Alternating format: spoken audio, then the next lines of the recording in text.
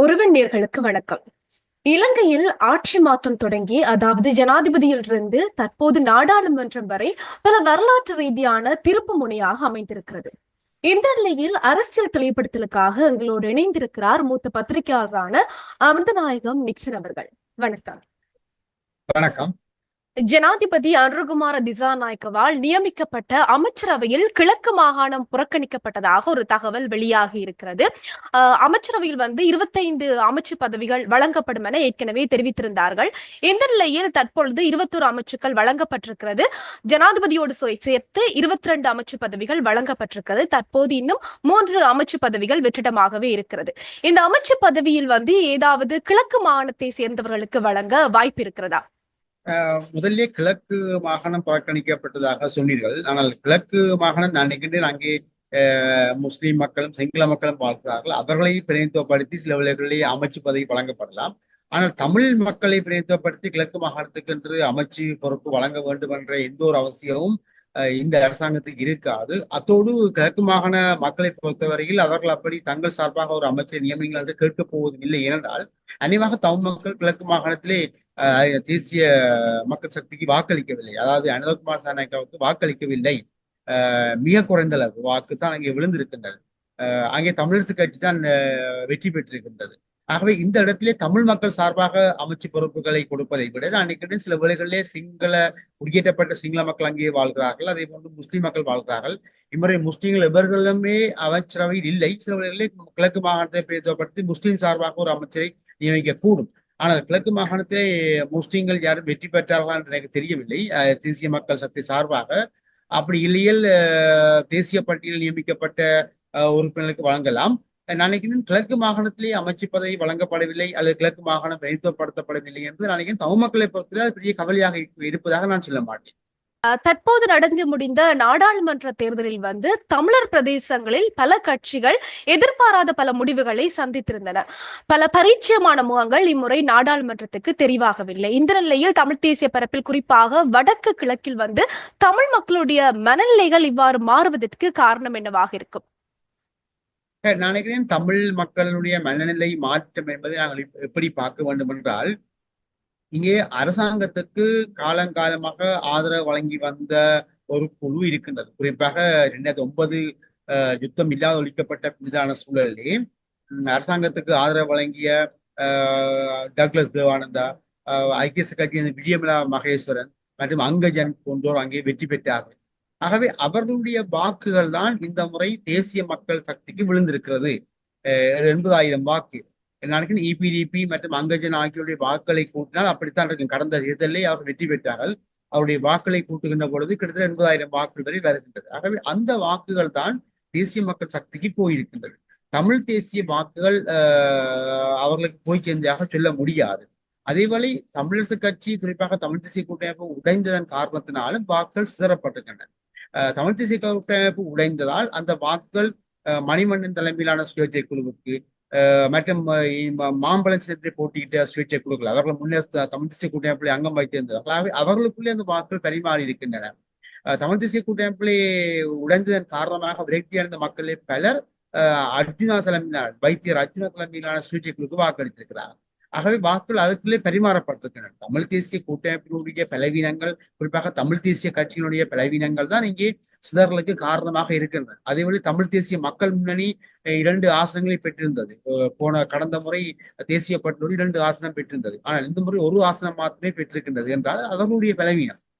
அவர்களுக்கு வாக்களித்த மக்களிலும் பலர் தமிழ் தேசிய கட்சிகளில் இருந்து பிரிந்த வேறு சின்னத்திலே போட்டியிட்ட மாம்பழம் சின்னம் மற்றும் ஊசி சின்னத்திலே போட்டியிட்டவருக்கு வாக்களித்திருக்கிறார்கள்.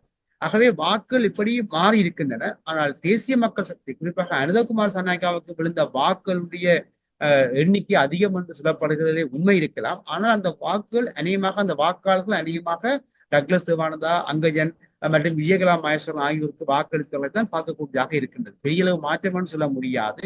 ஆனால் அத்தனை வாக்குகளும் தேசிய மக்கள் சக்திக்கு பெறப்பட்டு 3 ஆசனங்கள் அங்கே பெறப்பட்டது என்பது, யாழ்ப்பாணத்தை பெறப்பட்டது என்பது அவர்களை பொறுத்த வெற்றி. ஏனென்றால் இதுவரை காலமும் கொள்கை மையமாக கொண்ட சிங்கள தேசிய கட்சிகள் எதுவும் அப்படி பெரிய அளவு ஆசனங்களை பெற்றது இல்லை.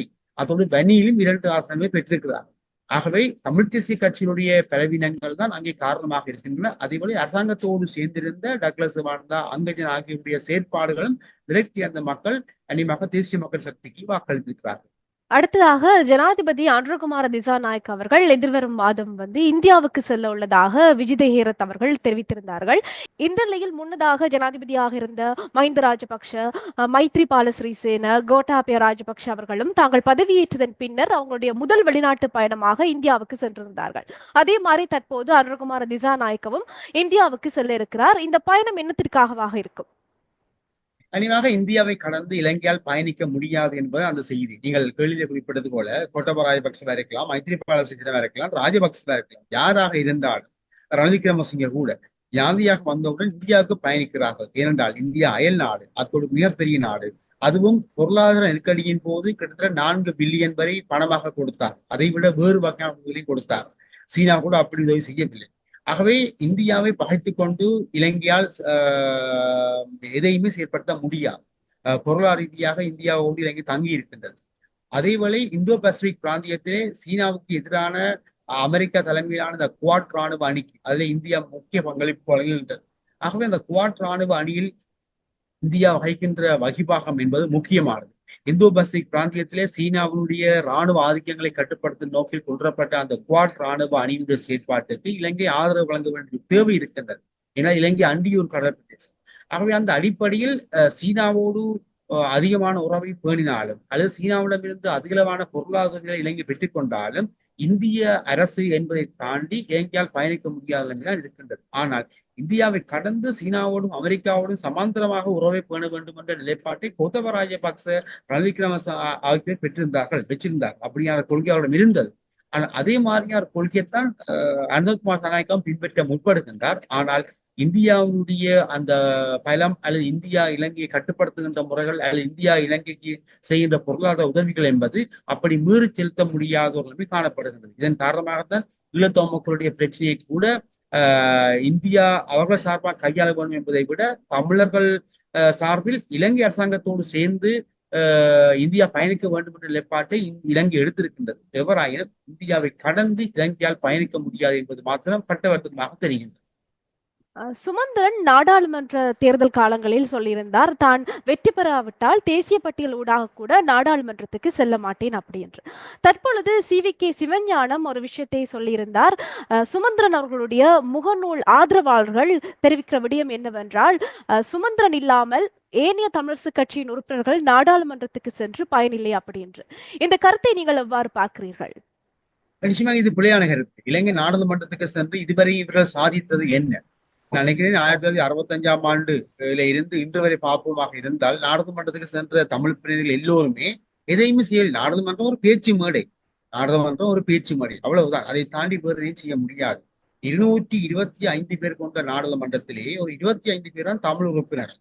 அதுவும் வடக்கு கிழக்கு உறுப்பினர் என்று பார்த்தால் மிகவும் குறை 13 பேர் தான். ஆகவே 225 பேர், அப்ப 200 பேர் சிங்களவர்கள். ஆகவே சிங்களவர்களை பெரும்பான்மையாக கொண்ட அந்த நாடாளுமன்றத்துக்குள்ளே, ஒற்றையாட்சி நாடாளுமன்றத்துக்குள்ளே எந்த தீர்வையும் கொண்டு வர முடியாது என்பது எங்களுக்கு பட்டறை. ஆகவே சுமந்திரன் நாடாளுமன்றத்துக்கு சென்றால்தான் எதுவும் செய்யலாம் என்பது அது அவர்களுடைய தனிப்பட்ட கருத்து, தனிப்பட்ட விருப்பம்.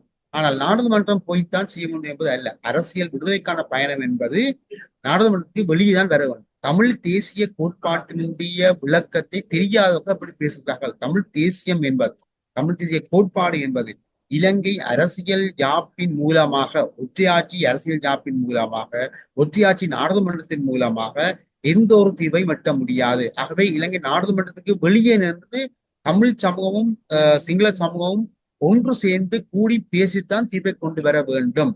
ஆகவே இதுதான் தமிழ் தேசியம் என்ற கோட்பாடு. ஆகவே தமிழ் தேசியம் என்ற கோட்பாட்டை இலங்கை நாடாளுமன்றத்திலிருந்து பேசி பெற்றுக்கொள்ள முடியாது என்பது வெளிப்படையாக தெரிந்த ஒன்று. ஆகவே சுமந்திரன் நாடாளுமன்றத்துக்கு போக வேண்டும், அது பயனுள்ளது என்பது அவருடைய விருப்பங்களை தவிர உண்மையில் அது எந்த பயனுமே இல்லை. இம்முறை நடந்து முடிந்த நாடாளுமன்ற தேர்தலுக்கு பிறகு தமிழ் தேசியம் தோற்றுவிட்டதா என்ற ஒரு கேள்விக்குறி மக்கள் மத்தியிலே எழுந்திருக்கிறது.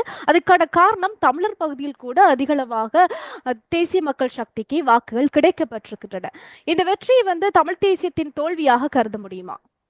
இல்லை, கிட்டத்தட்ட 22% மக்கள் வாக்களிக்கவில்லை.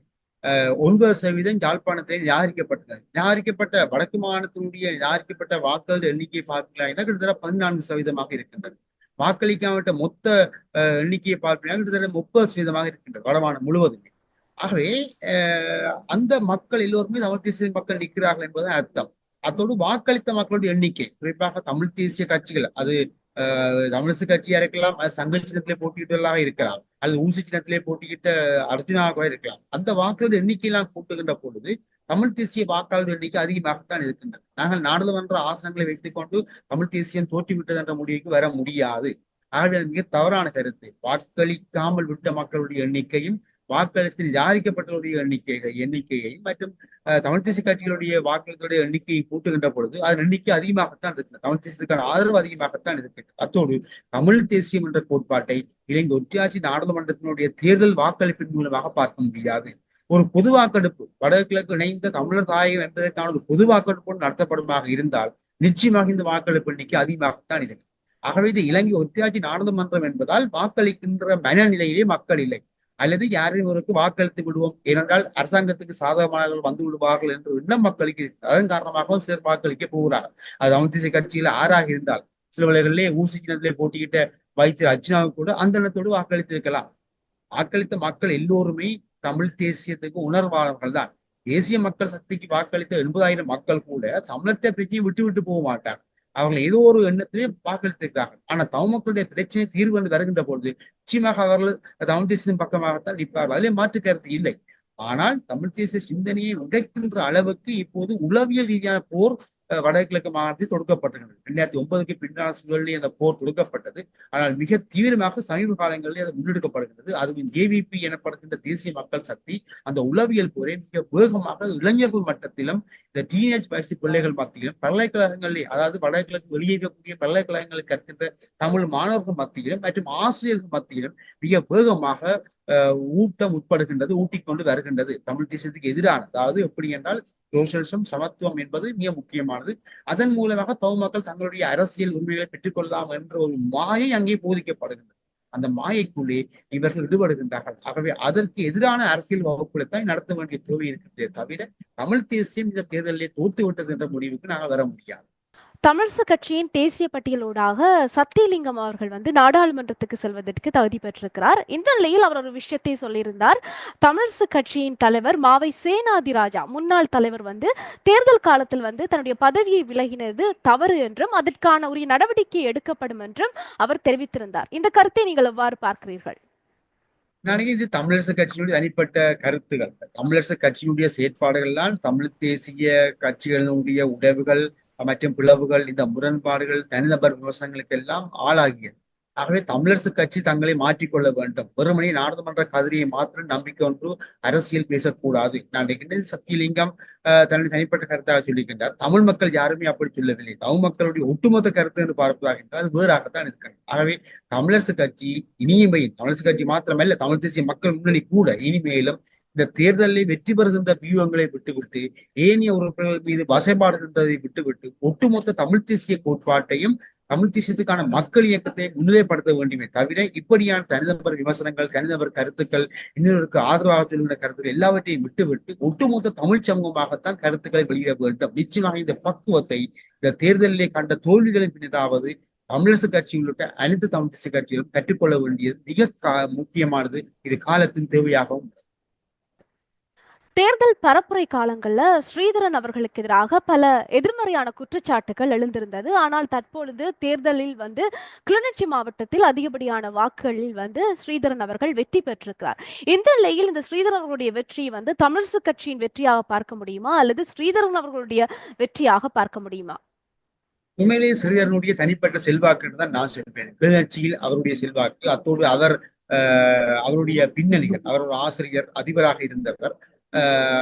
விடுதலை போராட்டங்களிலே அவருடைய உறவினருடைய பங்களிப்பு என்று பார்க்கின்ற பொழுது அது அவருடைய தனிப்பட்ட வெற்றியாத்தான் பார்க்க. தமிழரசு கட்சிக்கான வெற்றியா பார்க்க முடியாது. தமிழரசு கட்சியான வெற்றியாக இருந்தால் யாழ்ப்பாணத்திலே குறைந்தது 3 ஆசனங்கள் வந்திருக்க. ஆகவே இது தனிப்பட்ட வெற்றி தான். ஆனால் இந்த தனிப்பட்ட செல்வாக்கை ஸ்ரீதரன் தமிழரசு கட்சிக்கானதாக அல்ல, ஒரு தமிழ் தேசிய கோரிக்கை, தமிழ் தேசிய கோட்பாட்டுக்கான அந்த தமிழ் தேசிய கோட்பாட்டை முன்னிலைப்படுத்தக்கூடிய ஒரு பொது சக்தியாக மாற்ற வேண்டும்.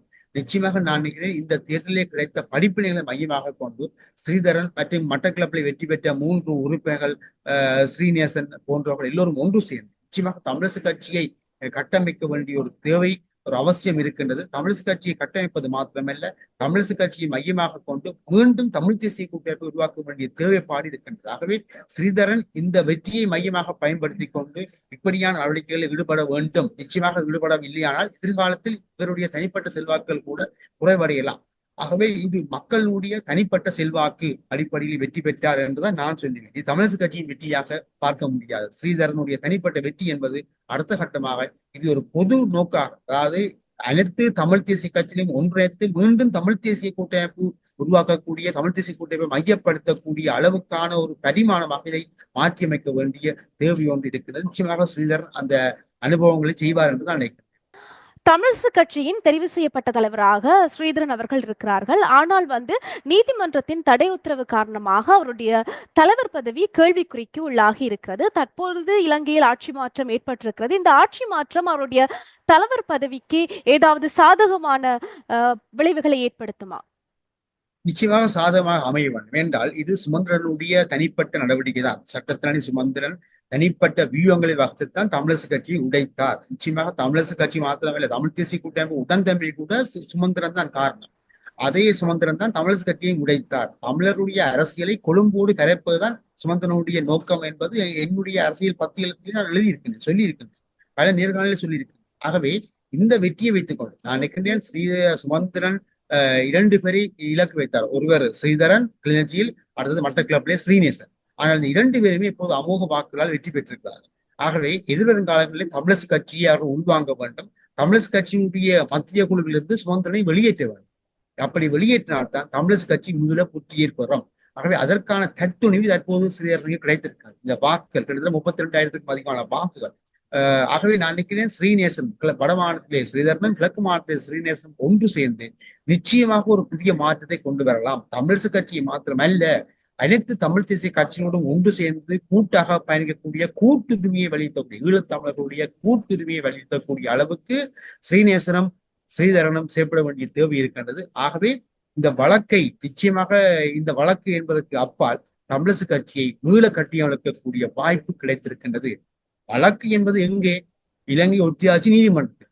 ஆகவே அந்த தீர்ப்பை விட மக்களாகவும் கட்சி உறுப்பினராக ஒன்று சேர்ந்து ஒரு பலமாக முடிவு எடுத்தால் எந்த நீதிமன்றம் அதற்கு பதில் கூற முடியாது. ஆகவே தத்துணிவு அதிகாரம் கிடைத்திருக்கிற நிலையில் ஸ்ரீதரனும் ஸ்ரீநேசனும் இதை கூட்டுரிமையாக பயன்படுத்த வேண்டிய காலகட்டத்துக்கு வந்திருக்கிறார்கள். நிச்சயமாக பார்ப்போம் எதிர்காலத்தில் எப்படி செயற்பட போகிறார்கள். மனோ கணேசன் ஐக்கிய மக்கள் சக்தி சார்பில் போட்டியிட்டிருந்தார். ஆனால் அவர் நாடாளுமன்றத்துக்கு தெரிவாகவில்லை. இந்த நிலையில் கட்சியின் விதிப்படி நாடாளுமன்ற தேர்தலில் போட்டியிட்டு தோற்பவர்கள் தேசிய பட்டியல் ஊடாக செல்வார்கள். இந்த நிலையில் ஐக்கிய மக்கள் சக்திக்கு 5 போனஸ் ஆசனங்கள் தான் கிடைக்கப்பட்டிருக்கிறது. இந்த நிலையில் மனோ கணேசன் அவர்கள் தேசிய பட்டியல் ஊடாக நாடாளுமன்றத்துக்கு செல்வதற்கான வாய்ப்புகள் இருக்கிறதா? நிச்சயமாக தேசிய பட்டியலூடாக அவர் நாடாளுமன்றத்துக்கு போக வேண்டும். ஆனால் சஜித் பிரேமதாச தலைமையிலான கட்சி அதுக்கு இணங்கமா என்று சொல்ல முடியாது. இந்த நேர்காணல் வழங்குவதற்கு முன்னர் எனக்கு ஒரு ஊடக நண்பன் தொலைபேசியில் உரையாடிய பொழுது சொன்னார், மனோ கணேசன் 2006ஆம் ஆண்டு 7ஆம் ஆண்டு கொழும்பிலே வெள்ளை வேனில் இளைஞர்கள் கடத்தப்பட்ட பொழுதும் தமிழர்கள் பாதிக்கப்பட்ட பொழுதும் அதற்கு எதிராக குரல் கொடுத்து துணிந்து நின்று ஆர்ப்பாட்டங்களில் ஈடுபட்டார். ஏவிபி எந்த ஒரு ஆதரவான செயற்பாட்டையும் தமிழ் மக்களுக்கு ஆட்சியவில்லை. கொழும்பிலே வெள்ளவத்தையில் பம்பளப்பட்டியில் தமிழர்கள் கடத்தப்பட்ட பொழுது பாதிக்கப்பட்டது பொழுது தமிழ் மக்களுக்கு எதிராக வன்முறைகள் கொழும்பிலே கட்டவிழ்த்துவிடப்பட்ட பொழுது அதற்கு எதிராக எந்த ஒரு ஆர்ப்பாட்டத்தையும் செய்யாத இந்த ஏவிபியை மையப்படுத்தி தேசிய மக்கள் சக்திக்கு கொழும்பிலே தமிழர்கள் வாக்களித்திருக்கிறார்கள் என்பது மிக மிக கவலை. அல்லது வாக்களிக்கவில்லை, அநேகமான மக்கள் வாக்களிக்கவில்லை. கிட்டத்தட்ட 40% 60% மக்கள் தான் வாக்களித்திருக்கிறார்கள். இலங்கை முழுவதும் 40% மக்கள் வாக்களிக்கவில்லை. கொழும்பிலும் 22% மக்கள் வாக்களிக்கவில்லை. அநேகமாக தமிழர்கள் தான். ஆகவே இப்படியாக செயல்பட்ட ஒருவர் தோற்றிருக்கிறார் என்றால் கவலைதான். கனகவனசன் மீது பல விமர்சனங்கள் உண்டு, பல குற்றச்சாட்டுகள் உண்டு, அது வேறு. ஆனால் போர்க்காலத்திலேயே அவர் எப்படி செயற்பட்டார் என்று ஒன்று இருக்கின்றது.